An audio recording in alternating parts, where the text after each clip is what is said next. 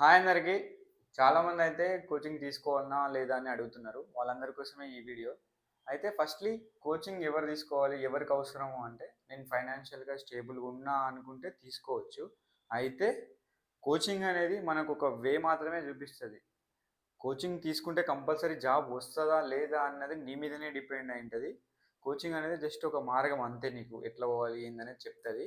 అయితే ఎవరు తీసుకోవాలి అంటే కోచింగ్ మెయిన్‌గా ఫ్రెషర్స్.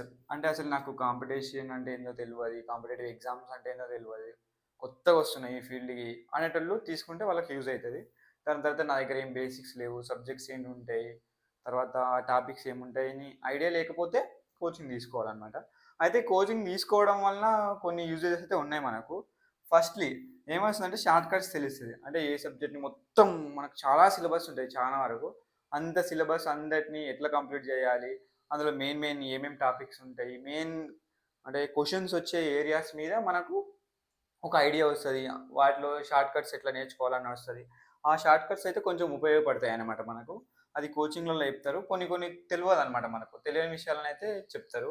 దాని తర్వాత ఏముంటదంటే మార్క్ టెస్ట్‌లు. కంపల్సరీ ఇప్పుడు ఏ ఇన్‌స్టిట్యూట్‌కి పోయినా నువ్వు ఆఫ్‌లైన్‌లో అయినా గాని, ఆన్‌లైన్‌లో గాని ఏ ఇన్‌స్టిట్యూట్‌కి పోయినా మార్క్ టెస్ట్‌లు అయితే మాక్సిమం ఉంటాయి. అవి రాయడం వల్ల చాలా యూజ్ అయితదన్నమాట. సో, మార్క్ టెస్ట్‌లు కూడా మనకు తెలుస్తది కోచింగ్ తీసుకోవడం వల్ల. అయితే కాంపిటీషన్. నెక్స్ట్ కాంపిటీషన్ గూడా తెలుస్తది. అంటే చుట్టూ ఎంతమందున్నారనే విషయం తెలుస్తది. మనం ఓన్లీ ఇంట్లోనే ఉంటే మనకేం తెలవదనమాట. కోచింగ్‌కొచ్చినప్పుడు బయట ఏముంది ఫీల్డు, అంటే రకరకాల అంటే వాళ్ళు ఎట్లా చదువుతారు, ఐ మీన్ మైండ్ సెట్లు కొన్ని మనకు తెలియని విషయాలు గూడా చాలా తెలుస్తాయి. మెయిన్‌గా ఏందంటే కాంపిటీషన్ అర్థమైతది. ఎంతమందున్నారు, ఏంది అనేది.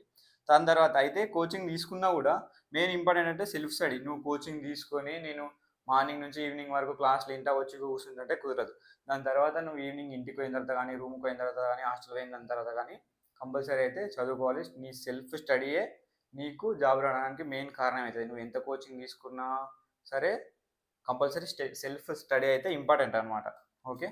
నెక్స్ట్ అయితే కోచింగ్ ఎవరికి అవసరం లేదు అంటే సమ్ ఎక్స్‌పీరియన్స్ అంటే ఫర్ ఎగ్జాంపుల్ ఇప్పుడు నాకు ఒక ఐడియా ఉంది. కాంపిటీటివ్ ఎగ్జామ్స్ అంటే ఏముంది? దాంట్లో సిలబస్ ఏముంది? అనే ఐడియా ఉంటే ఆల్రెడీ నేను ఒకటి ఎగ్జామ్ రాసిన అంటే కోచింగ్ అవసరం లేదనమాట.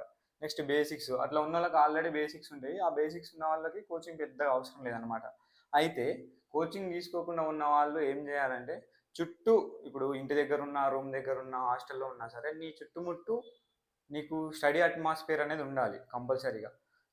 ఒకరు ఒకవేళ ఫర్ ఎగ్జాంపుల్ ఎట్లా అంటే కొంతమంది ఉద్యోగం చేస్తుంటారు. కొంతమంది బయట తిరుగుతా ఉంటారు. ఆ చుట్టుముట్టు నీకేముండాలంటే కంపల్సరీ ఎక్స్‌పీరియన్స్ స్టడీ వాతావరణం ఉంటేనే నువ్వు మంచిగా చదువుకోవాలన్నమాట. అది ఉండేటట్టు చూసుకోండి మీరు. ఎవరైతే కోచింగ్ తీసుకోము నేను సెల్ఫ్‌గా ప్రిపేర్ అయితా అనుకునే వాళ్ళు చుట్టుపక్కల స్టడీ అట్మాస్ఫియర్ ఉండేట్లు చూసుకోండి. దాని తర్వాత మీరు ఆన్‌లైన్‌లో గాని, ఆఫ్‌లైన్‌లో గాని కంపల్సరీ మాక్ టెస్ట్‌లు అయితే రాయాలి. మాక్ టెస్ట్‌లు రాయకపోతే నువ్వు ఎంతవరకు సబ్జెక్ట్ వచ్చింది నీకు, ఎంతవరకు సబ్జెక్ట్ రాలేదన్న విషయం తెలవదు. దాని తర్వాత నువ్వు ఇంటికాడ ఉంటే ఏమైతదంటే మెయిన్ మైనస్ పాయింట్ మనకు చదవబుద్ధి కాదు. ఎందుకంటే ఒక్కరమే ఉంటాం కదా సింగిల్‌గా.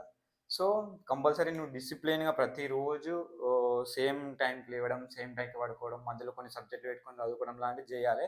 కంపల్సరీ కన్సిస్టెంట్‌గా చదవాలి. ప్రతిరోజు నేను ఈరోజు చదువుతా, ఈరోజు ఎంజాయ్ చేస్తా, బయట పోయి తిరిగొస్తా అంటే కాదు. కంపల్సరీ కన్సిస్టెన్సీగా రోజు చదువుకుంటేనే కోచింగ్ తీసుకోకుండా నువ్వు జాబ్ కొట్టగలుగుతావు. అయితే మెయిన్‌గా చెప్పేది ఏందంటే నువ్వు కోచింగ్ తీసుకున్నా, తీసుకోకపోయినా సరే నీకు నీ మీద నమ్మకం ఉండాలి. నువ్వు ప్రిపరేషన్ అనేది ఆహ్, కన్సిస్టెన్సీగా డిసిప్లిన్‌తో చేయగలిగితేనే నువ్వు జాబ్ తెచ్చుకుంటావు. Thank you all. జై హింద్.